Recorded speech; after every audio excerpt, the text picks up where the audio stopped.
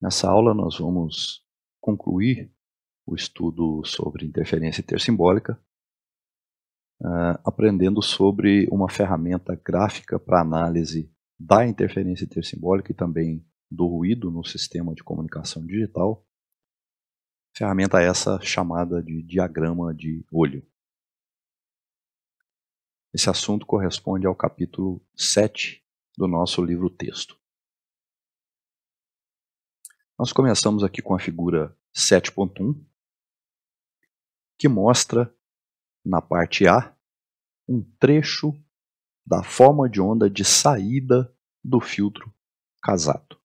Então nós temos o sistema de comunicação com o filtro de transmissão, o canal e o filtro de recepção. E após o filtro de recepção, a gente toma amostras para decidir sobre o bit ou o símbolo que foi transmitido. Essa forma de onda na parte A da figura 7.1 é a forma de onda antes do processo de amostragem. Como eu disse, na saída do filtro de recepção. E já sabemos que esse filtro de recepção é um filtro casado. Esse filtro casado, usando os conceitos da aula anterior, é um filtro do tipo raiz de cosseno elevado. Assim como o filtro de transmissão. O objetivo de ter esses filtros raiz de cosseno elevado é combater a interferência intersimbólica, literalmente zerar a interferência intersimbólica.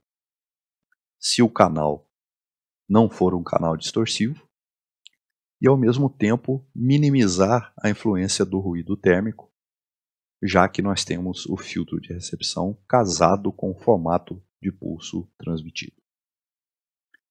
O diagrama de olho ele é construído da seguinte maneira.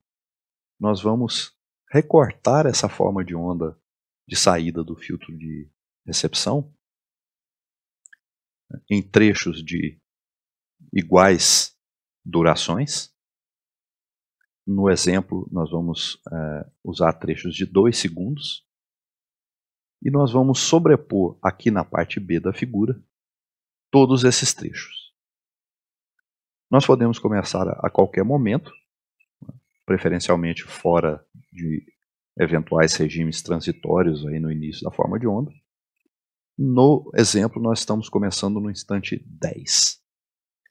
Estamos plotando, então, do instante 10 ao instante 12, o primeiro trecho da forma de onda, que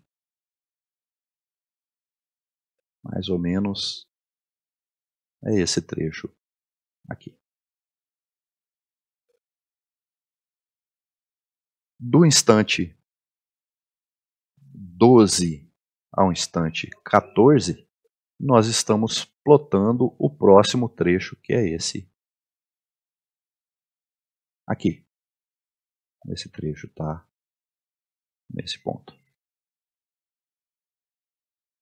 Do instante 14 ao instante 16, nós estamos plotando esse trecho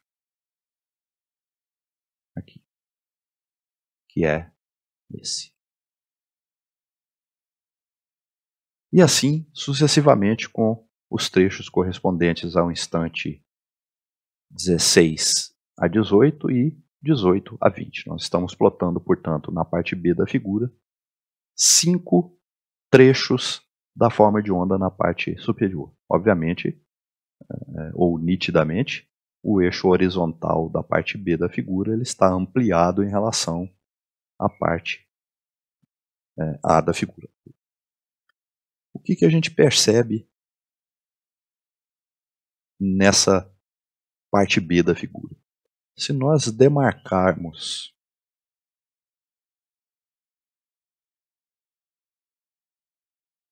essas amplitudes aqui,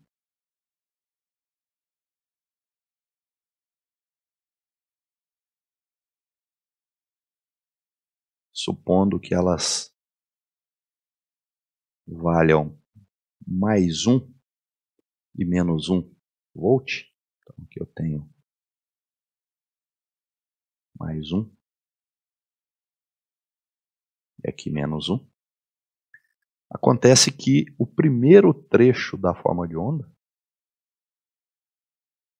ele está cruzando pelo valor mais 1, aqui, e cruzando pelo valor menos 1, aqui. Que instantes são esses? Ora, se o primeiro trecho vai do instante 10 ao instante 12, aqui provavelmente é 10,5 e aqui é 11,5.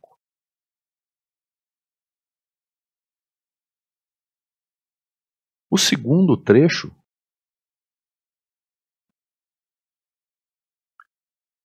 que é esse aqui, ele está cruzando.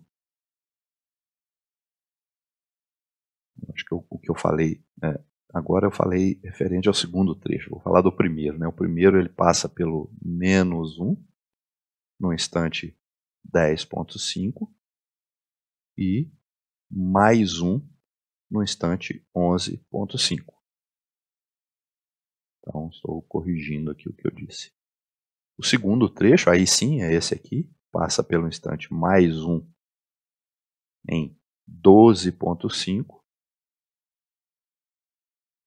e pelo instante, ou pelo valor menos 1 no instante 13,5.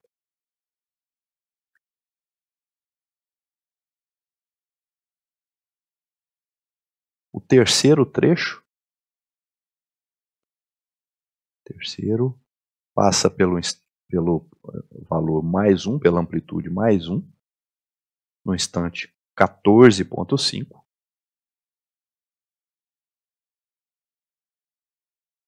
E mais 1 novamente no 15,5. Vamos ver se faz sentido. Terceiro trecho, 10, 12, 14 até 16. Então faz sentido que ele tenha ou esteja passando por esses valores mais 1 e mais 1 novamente nos instantes 14,5 e 15,5. E assim por diante.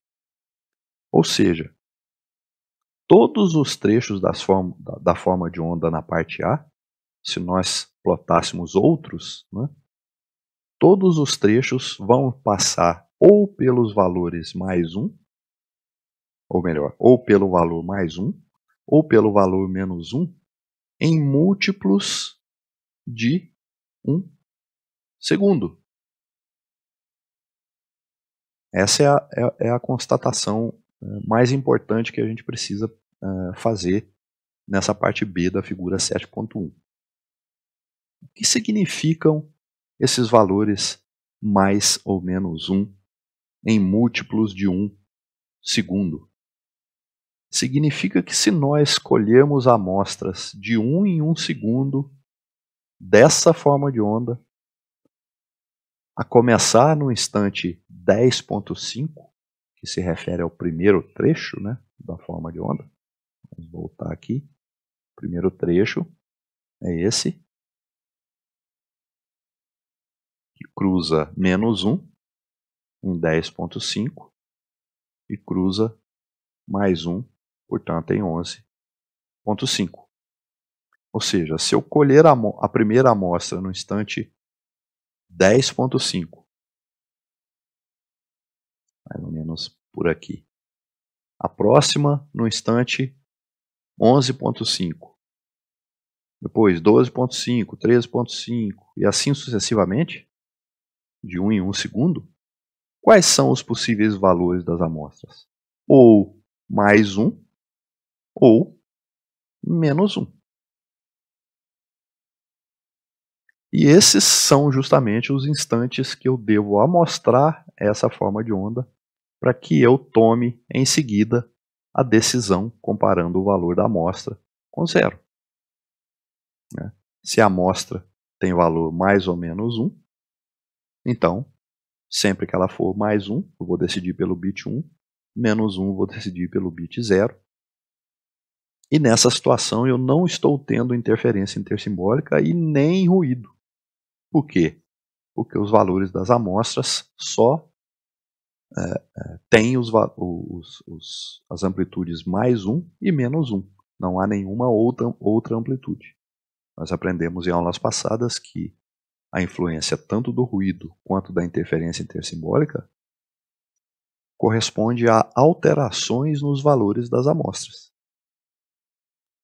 Então, se eu tenho apenas amostras de valores mais 1 e menos 1, eu não estou tendo nenhuma alteração, nem por consequência do ruído e nem da interferência intersimbólica. Então, se nós continuarmos plotando trechos da forma de onda da parte A aqui na parte B, nós vamos chegar a uma figura como essa que está aqui na figura 7.2, que é o nosso diagrama de olho. E aqui dá para ver de forma mais nítida que todos os trechos, vamos colocar uma cor aqui bem clara para a gente conseguir visualizar, todos os trechos dessa forma de onda de saída do filtro casado, estou chutando que eles estão passando por esses pontos aqui que eu estou demarcando, tá? Mas é claro, não dá para ver com precisão, mas todos eles estão passando ou por mais 1 ou por menos 1.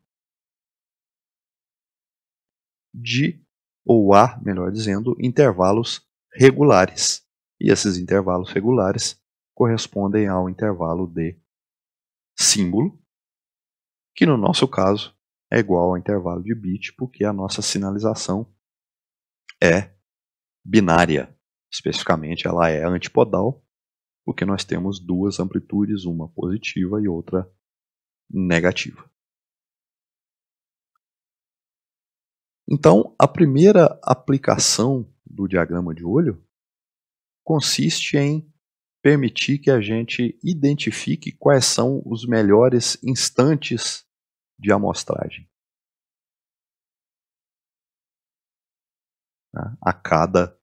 Nesse exemplo que nós estamos utilizando, a cada t segundos, que é 1 segundo no exemplo, então a cada 1 segundo, se eu colher uma amostra, digamos que o primeiro trecho esteja passando aqui, a primeira amostra vai ter valor mais 1, a segunda menos 1, a terceira já vai corresponder a um outro trecho, cujo valor é menos 1, depois a próxima mais 1, digamos que um determinado trecho está passando por aqui, próxima amostra mais 1, próxima mais 1 de novo, e assim sucessivamente, ou seja, eu só tenho valores mais 1 e menos 1 para as amostras, se eu colher essas amostras nos pontos de máxima abertura do diagrama de olho, que são esses instantes marcados aqui com essas setas. Apenas para a gente aproveitar o diagrama de olho para entendê-lo de forma mais completa, vamos supor que a gente tivesse o trem de pulsos que governa o fechamento da chave na saída do filtro casado. Ou seja, a cada pulso de amostragem eu colho uma amostra da forma de onda de saída do filtro casado. Se eu plotar esses pulsos de amostragem usando a técnica do diagrama de olho, significa que eu vou recortar essa forma de onda dos pulsos, no nosso exemplo de 2 em 2 segundos. Então, supor que aqui seja o instante 0, que seja o instante 2, que seja o instante 4 e assim por diante. Então, a primeira amostra ela vai aparecer aqui. É o 0, 1, vamos supor que aqui seja 1 volt. Menos 1 aqui embaixo. Então, comecei com a forma de onda no 0. Aí ela subiu para 1. Desceu para 0 novamente. 1 segundo depois ela foi para 1 de novo. Desceu novamente. 1 segundo depois ela foi para 1 novamente. O que é 1 segundo depois? Aqui, meio, mais meio aqui, 1 segundo, subiu de novo. Foi mais 1 segundo, subiu de novo. Depois, meio, mais 1 segundo, subiu de novo, mais 1 segundo, subiu de novo, e assim sucessivamente. Ou seja, se nós plotarmos os pulsos de amostragem usando a estratégia do diagrama de olho, esses pulsos de amostragem vão se localizar justamente nos pontos de máxima abertura do diagrama de olho, significando que nós estamos amostrando nos locais corretos, nos instantes corretos, melhor dizendo. Se os pulsos de amostragem, ao serem plotados no diagrama de olho, vamos refazê-los aqui para que fique bem claro, ou bem clara a ideia. Vamos supor que o 0 esteja aqui agora, 2 aqui, 4 e assim por diante. Então o primeiro pulso de amostragem estaria aqui, ó. O segundo, 1 segundo depois, né? Supondo que aqui seja 1 segundo, que é T. 1 segundo depois eu tenho mais 1. 1 segundo depois, 1 de novo. 1 segundo depois, 1 de novo. 1 segundo depois, 1 de novo, e assim sucessivamente. Ou seja, supondo então agora um novo trem de pulsos deslocado em relação ao que nós analisamos anteriormente, a gente percebe que esse trem de impulsos está ocorrendo fora do instante de máxima abertura do diagrama de olho. Seria esse instante aqui. Então percebam que nós estamos com uma aplicação interessante aí do diagrama, permitindo que a gente consiga utilizá-lo para determinar o melhor instante de amostragem da forma de onda de saída do filtro casado. Outra coisa que a gente consegue então fazer com o diagrama de olho. Percebam que, mais uma vez, as amostras colhidas no ponto de máxima abertura do diagrama vão ter valores ou mais 1 ou menos 1. Significa que não há nem interferência intersimbólica e nem ruído. Então, pelo diagrama de olho, nós conseguimos saber se há ou não interferência intersimbólica ou ruído, ou ambos, bastando que a gente verifique nesses pontos aqui de cruzamento dos trechos das formas de onda, se esses cruzamentos estão ou não convergindo para um único valor. Se convergirem, não há interferência intersimbólica nem ruído. Se não convergirem, o que significa essa não convergência? Significa ter algo, vou fazer até em preto aqui para a gente ter uma noção melhor do que aconteceria. Se o diagrama de olho resultasse em algo assim, ou seja, os pontos de cruzamento não convergindo para um único valor, seja ele positivo ou negativo, o que eu poderia afirmar? Que aqui eu tenho interferência intersimbólica, ruído ou ambos. Por quê que eu digo que é interferência, ruído ou ambos? Porque nós sabemos que tanto a interferência intersimbólica quanto o ruído tem como efeito variações nos valores das amostras. Que variações serão essas aqui nesse diagrama que nós estamos analisando?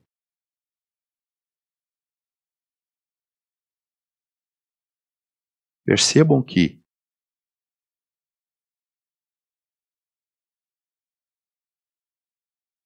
se eu tomar uma amostra nesse instante, qual vai ser o valor da amostra? Se ela for positiva, ela vai variar desse ponto, ou desse valor, melhor dizendo, até esse. Por quê? Porque um determinado trecho da forma de onda está passando por aqui, outro trecho já está passando aqui por baixo. Ou seja, eu posso ter tanto valores ou melhor, ter valores variando desse ponto a esse ponto.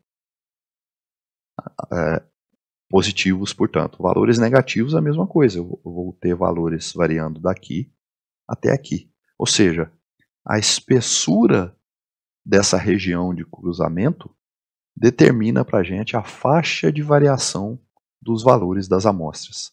Nesse caso, as amostras positivas vão variar mais ou menos daqui até aqui e as negativas daqui até aqui, se esse for o diagrama representativo do sistema de comunicação.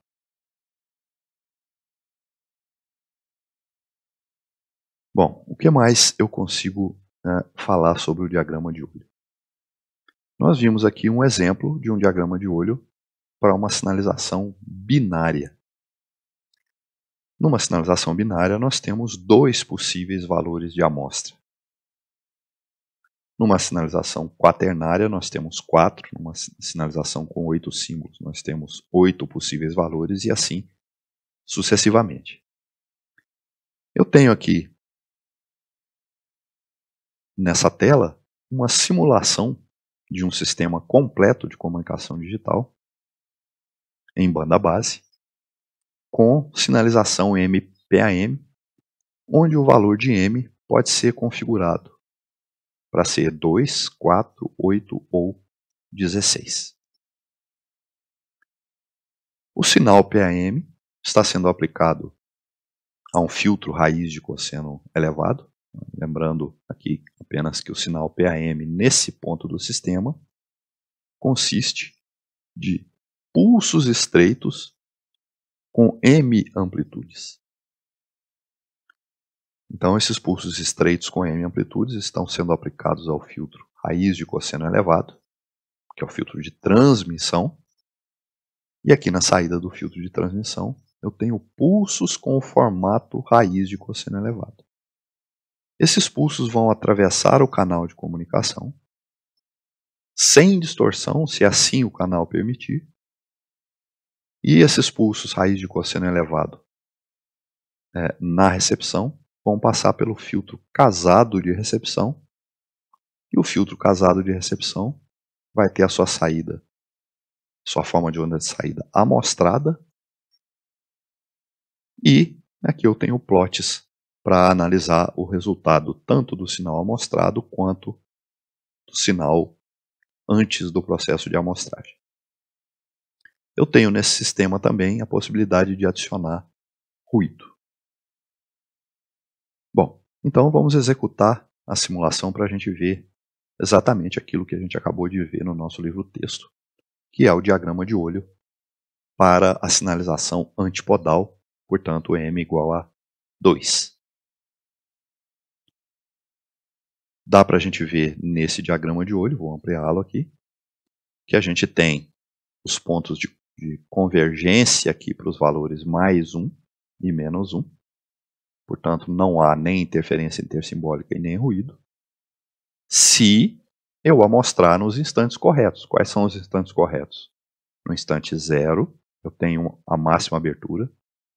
No instante 1, eu tenho novamente. No instante 2, novamente. Voltando aqui, vai ser a próxima amostra no instante 3, 4, 5, 6, 7, 8 e assim sucessivamente. Então eu tenho uma situação de ausência de interferência intersimbólica e de ruído, porque os valores das amostras são ou mais 1 ou menos 1. Eu verifico a mesma situação nesse plot A, que está mostrando a saída do filtro de recepção e as amostras desse sinal de saída do filtro de recepção. Então aqui está o sinal de saída do filtro de recepção, a gente pode ver ele em vários momentos, em vermelho, e em preto eu tenho as amostras. E dá para perceber que os valores das amostras são ou mais 1 ou menos 1. E só são mais 1 ou menos 1 porque eu tenho o meu sistema projetado corretamente, com filtro de raiz de cosseno elevado na transmissão e na recepção. e o meu canal seguramente não está produzindo distorção, porque se estivesse, nós teríamos interferência intersimbólica e, em havendo interferência intersimbólica, os valores das amostras não seriam apenas mais 1 e menos 1, teria outros valores. Vamos aproveitar essa situação ou essa configuração para a gente ver o que ocorreria com a existência de interferência intersimbólica. Então, eu vou aqui no meu canal e vou reduzir a banda desse canal. Vamos ver se essa redução vai ser suficiente para produzir interferência intersimbólica. E aí a gente vê então que o diagrama de olho começou a fechar no sentido vertical. Esse fechamento pode ser observado por uma faixa de variação das amostras positivas em torno de 1 e uma faixa de variação das amostras negativas em torno de menos 1. Então eu não vou ter mais amostras somente de valores 1 e menos 1. Eu vou ter alguns valores em torno de mais 1 e alguns valores em torno de menos 1. Vamos verificar isso. Aqui eu tenho a forma de onda de saída, né, do filtro de recepção, em vários momentos. E dá para a gente perceber que as amostras dessa forma de onda não têm mais valores mais 1 e menos 1. Percebam que eu tenho aqui valores tão pequenos quanto quase meio e menos meio, né? E tenho valores até maiores do que mais 1 e menos 1.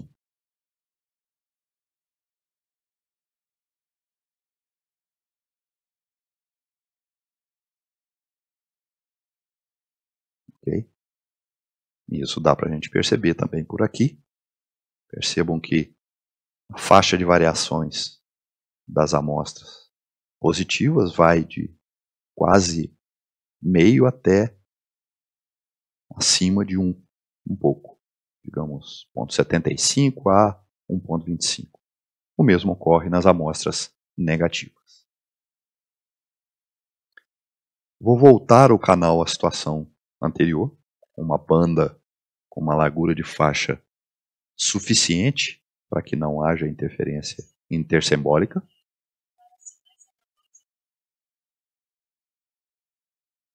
E vou habilitar o ruído.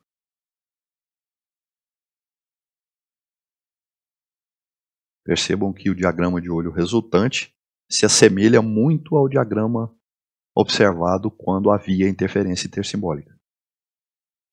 E, de fato, isso confirma para a gente que os efeitos de ambos os fenômenos são idênticos. Tanto a interferência intersimbólica quanto o ruído produzem o mesmo efeito, e esse efeito é a variação nos valores das amostras em relação aos valores esperados. Eu esperava mais 1 e menos 1, e tenho em torno de mais 1 alguma variação, e em torno de menos 1 alguma variação também.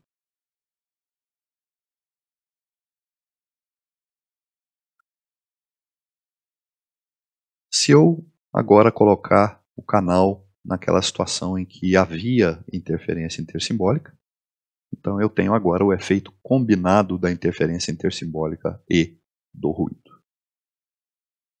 Qual é o recado que nós precisamos extrair dessa primeira análise? O recado é: eu não consigo separar o efeito da interferência intersimbólica do efeito do ruído no diagrama de olho. Por quê? Porque ambos produzem o mesmo efeito. Mas eu consigo, através de um artifício técnico, descobrir se o que está produzindo o fechamento do diagrama de olho é o ruído, ou é a interferência intersimbólica, ou são ambos. O que eu posso fazer? Se eu puder alterar a potência recebida, como que eu altero a potência recebida? Eu, por exemplo, altero a distância entre o transmissor e o receptor, coloco um obstáculo na frente da antena de recepção, troco a antena de recepção, enfim, eu faço alguma coisa para alterar a intensidade do sinal recebido. Quando eu altero a intensidade do sinal recebido, eu não altero o ruído. Portanto, a quantidade de fechamento do diagrama de olho produzida pelo ruído vai se manter. Então, o que a gente pode fazer aqui na simulação para tentar simular essa situação? Vamos fazer o seguinte. Vamos voltar ao canal à situação anterior. Então, eu estou somente com o ruído aqui, mas, como eu disse, eu não consigo saber disso olhando só para o diagrama. Vamos fazer o seguinte, vamos aqui no canal e vamos colocar uma determinada atenuação aqui no canal.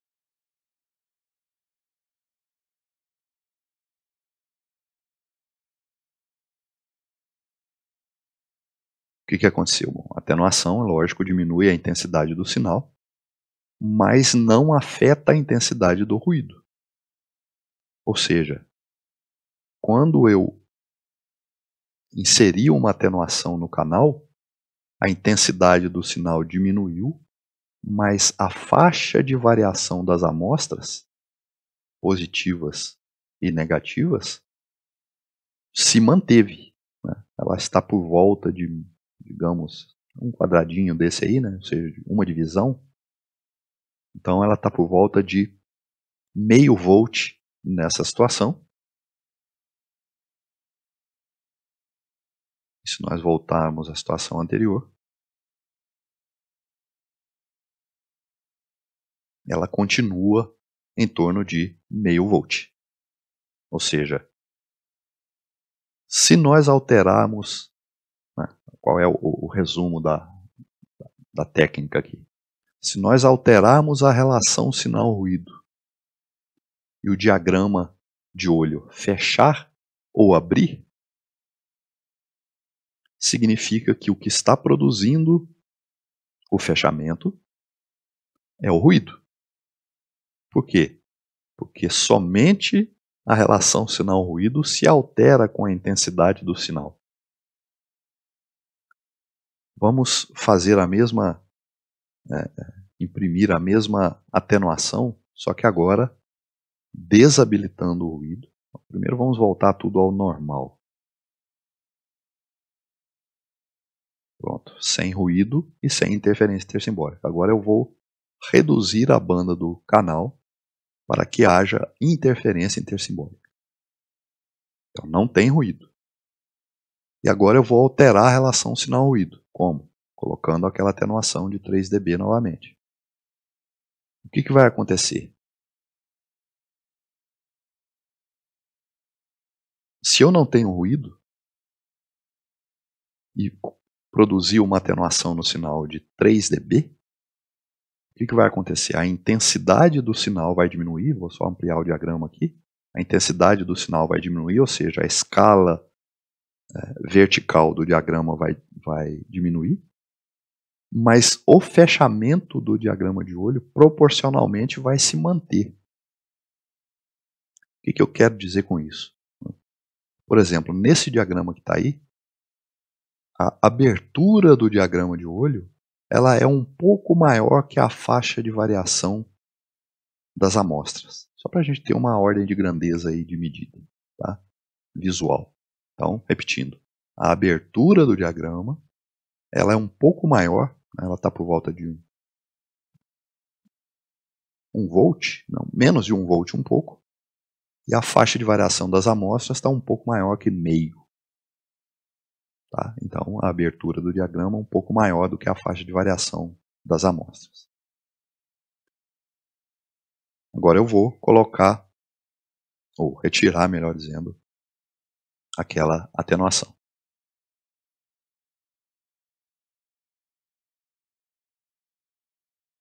Perceba que a faixa ou a abertura do diagrama continua aproximadamente a ser um pouco maior do que a faixa de variação das amostras positivas ou negativas. Então, a alteração na relação sinal-ruído não tem influência na interferência intersimbólica. Então, se nós tivermos um diagrama de olho como esse que está aí, e alterarmos a relação sinal-ruído, como nós fizemos, e o diagrama de olho não melhorar, isso significa que quem está produzindo o fechamento do diagrama é a interferência intersimbólica. Vamos voltar à situação original aqui. E agora eu vou simular um erro no instante de amostragem. Eu vou mudar aqui a temporização, vou colocar um atraso de 0,1 segundos, 0,1 segundo no gerador do trem de pulsos de amostragem e vamos ver o que acontece.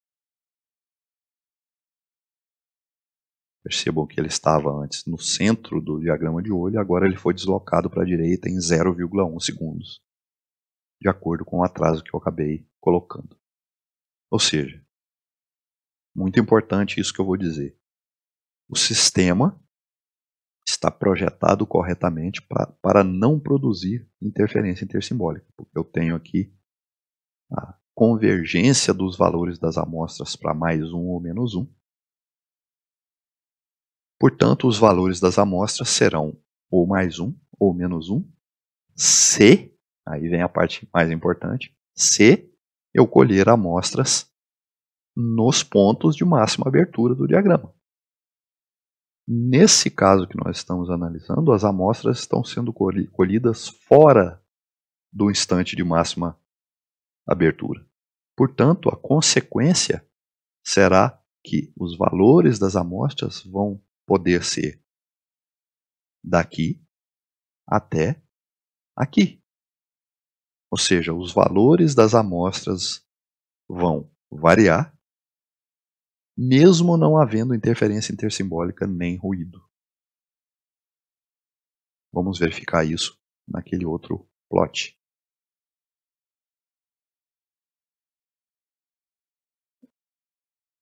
Vejam que os valores das amostras, os instantes corretos, melhor dizendo, das amostras, são esses pontinhos pretos. E eu percebo que os valores das amostras não são mais 1 e menos 1. Mais 1 e menos 1 são os valores em vermelho.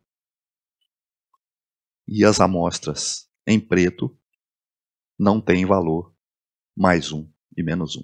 Tem valores diferentes produzidos por um erro no instante de amostragem.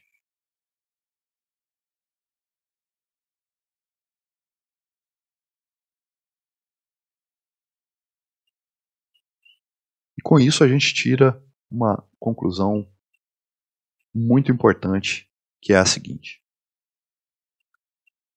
tanto o ruído, quanto a interferência intersimbólica, quanto erros nos instantes de amostragem, produzem o mesmo efeito. Qual é o efeito? Valores das amostras diferentes dos valores esperados. Ok? Então, se eu, num sistema real, estou vendo amostras com valores diferentes dos valores esperados, vamos supor que os valores esperados sejam mais 1 e menos 1, para ficar de acordo com o cenário que nós estamos analisando. Se eu observo, então, na saída do filtro de recepção, valores diferentes de mais 1 e menos 1, eu posso dizer que eu tenho 3 possíveis causas: ruído, interferência intersimbólica ou erro no instante de amostragem, ou nos instantes de amostragem. Os 3 efeitos, combinados ou não, produzem, ou melhor, as 3 causas, combinadas ou não, produzem o mesmo efeito. Então, o que eu posso dizer é que uma dessas 3 coisas, ou uma combinação delas, está ocorrendo para que eu tenha valores diferentes dos esperados para as amostras de saída do filtro de recepção. Vamos voltar aqui aos instantes corretos. Então, tudo funcionando maravilhosamente bem. E o que eu posso fazer agora? Bom, vamos alterar o fator de forma dos filtros de transmissão e recepção. Vamos lembrar qual é a influência do fator de forma. O fator de forma ele afeta a banda do sinal transmitido. A banda é B mínimo, que multiplica 1 mais alfa, onde alfa é o fator de forma. A banda mínima para um sistema de comunicação em banda base é R sobre 2. Ou seja, é metade da taxa de símbolos, que é 1 sobre 2 T Hz. Essa é a banda mínima. Então, alterando o fator de forma, eu consigo um certo controle sobre a banda. Que controle eu consigo? Se alfa for 0, a banda será R sobre 2. Se alfa for 1, a banda vai ser 2R sobre 2, ou seja, R. Então, se eu variar o fator de forma de alfa igual a 0 a alfa igual a 1, eu consigo controlar a banda ocupada pelo sinal transmitido entre esses dois limites, R sobre 2 e R Hz. Nessa simulação, a taxa de símbolos, dá para ver nitidamente pela taxa que eu estou colhendo as amostras aqui no diagrama de olho. Estou colhendo amostras a cada segundo, então a taxa de símbolo é de 1 símbolo por segundo. Então eu consigo, alterando o fator de forma entre 0 e 1, controlar a banda ocupada entre 0,5 e 1 Hz na simulação. Tá?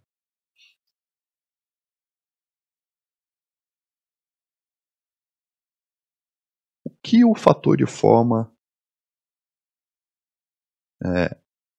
produz em termos de alteração no pulso transmitido? A gente pode olhar no livro texto uma figura mais bem feita, mas só para aproveitar aqui o quadro negro. Um fator de forma baixo, digamos, 0, produz um P de T, por exemplo, desse jeito. Já um P de T para alfa igual a 1,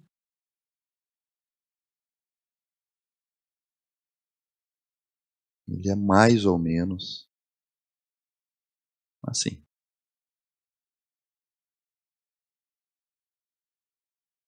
Aqui para alfa igual a 1. Ou seja, o fator de forma faz com que o pulso P de T caia mais lentamente, quando alfa é igual a 0, ou mais abruptamente, quando alfa é igual a 1. Né? E, obviamente, com alfa intermediário, eu tenho uma situação intermediária. Quanto menos abruptamente o P de T cai, mais compacto é o espectro. De fato, né? Quando alfa é igual a 0, eu tenho a menor banda ocupada.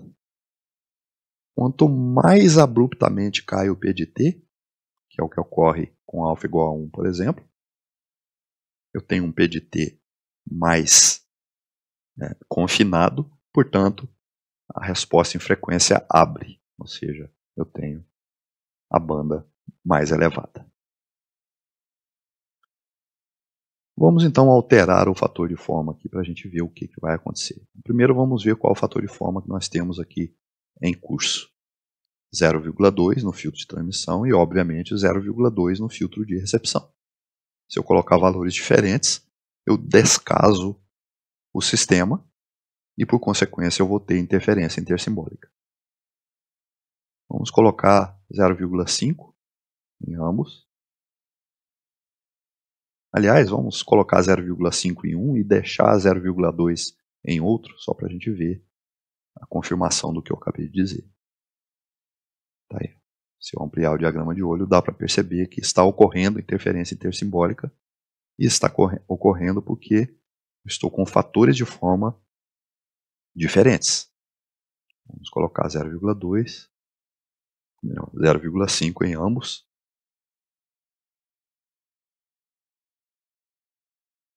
E aqui eu volto a ter a situação de interferência intersimbólica nula. Vamos colocar fator de forma 1. Por que eu não tenho fator de forma 0 aqui na minha simulação? Porque eu não consigo realizar um filtro com fator de forma 0. Na prática eu consigo chegar muito próximo, mas não 0. Então, fator de forma 1, que é o que ocupa mais banda. É o sinal que ocupa mais banda, mas os pulsos eles têm menos ondulações, ou ondulações menores, né, os pulsos P de T, fazendo com que a forma de onda fique mais, digamos, bem comportada, né, se a gente comparar com a situação em que alfa é mais baixo.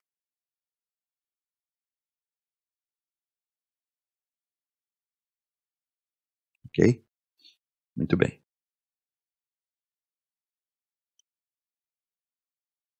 Por último, vamos analisar o diagrama de olho agora para um outro valor de M. Vamos colocar M igual a 4. Ou seja, estou agora falando de um 4 PAM. O sistema está projetado corretamente para não haver interferência intersimbólica. Vamos prever o que vai acontecer. 4 PAM significa que eu tenho 4 valores de amplitude dos pulsos aplicados ao filtro de transmissão. Portanto, as amostras de saída do filtro de recepção vão ter 4 valores.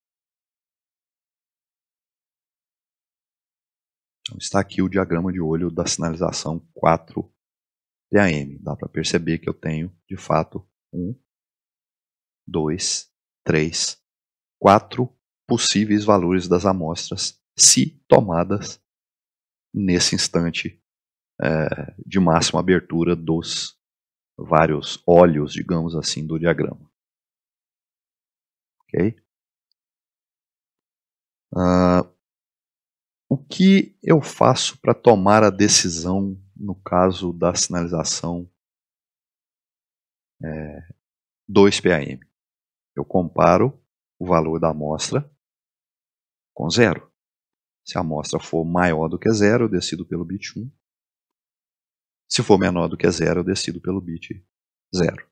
Ou seja, eu tenho um limiar de decisão quando eu tenho M igual a 2.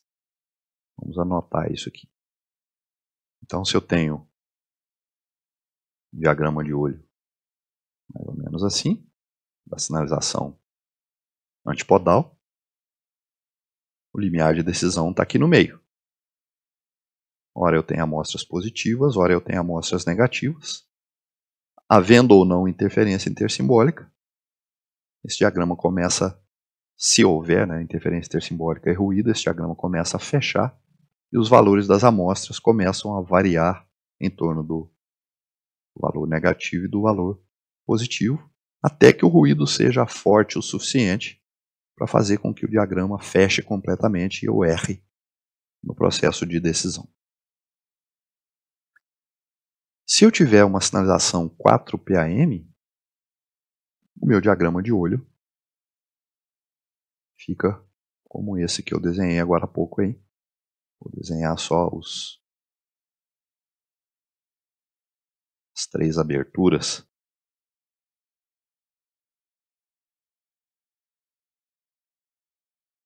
Do diagrama.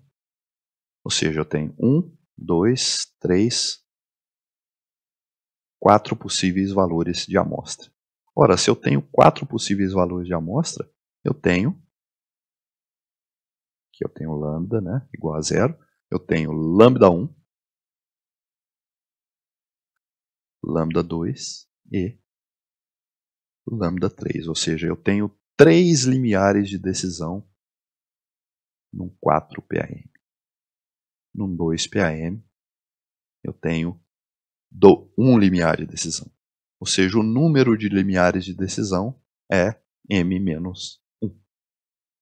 Então, olhando no 4 PAM, se o valor da amostra estiver maior do que lambda 1, eu decido pelo símbolo correspondente a essa amplitude.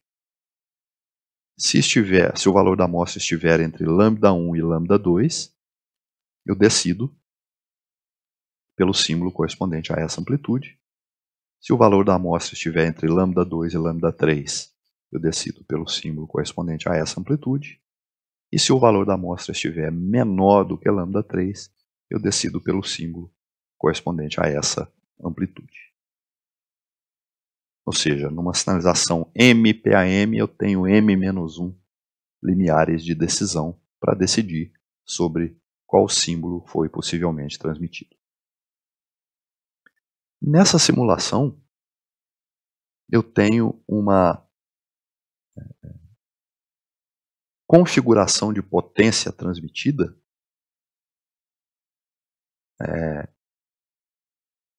aproximadamente a mesma para qualquer valor de M.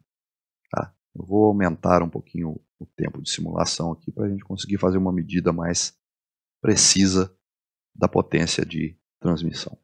Então, eu vou voltar aqui no 2 PAM. E já vou aproveitar o 2 PAM para a gente medir a distância entre as amostras, entre os possíveis valores de amostra. Eu tenho amostras de valor mais 1 e menos 1, portanto, 2 volts de diferença. Potência de transmissão, aproximadamente 5,4 microwatts aqui na simulação. 4 PAM.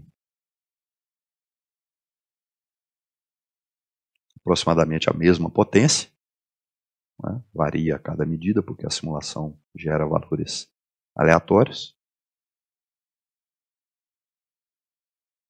Okay? E o que eu observo no diagrama de olho?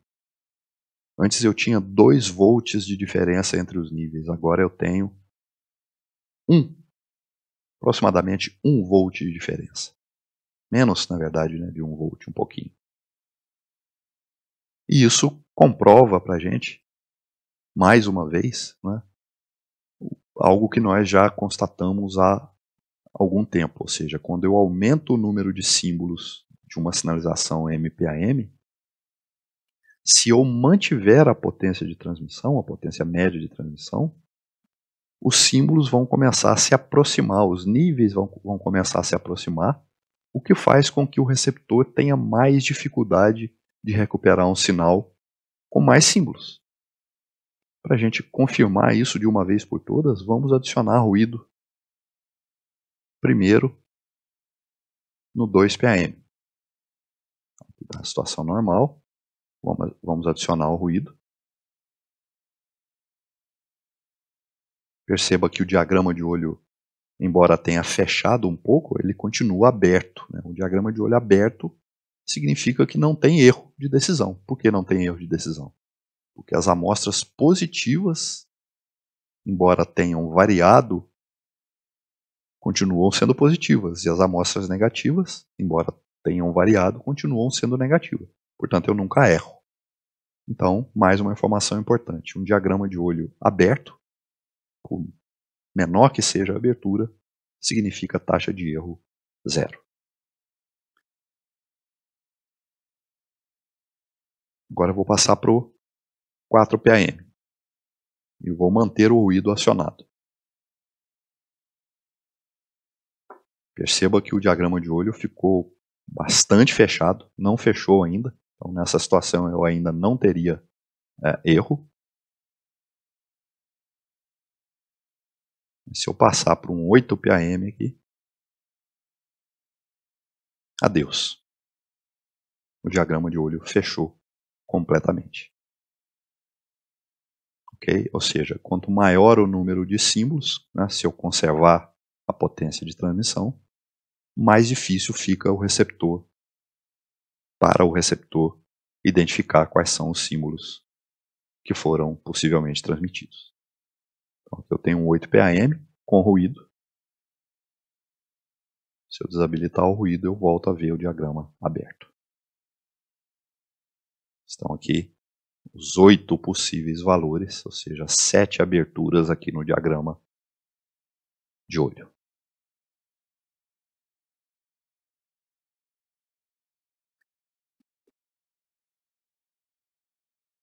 Muito bem. Era o que eu tinha para apresentar na aula de hoje.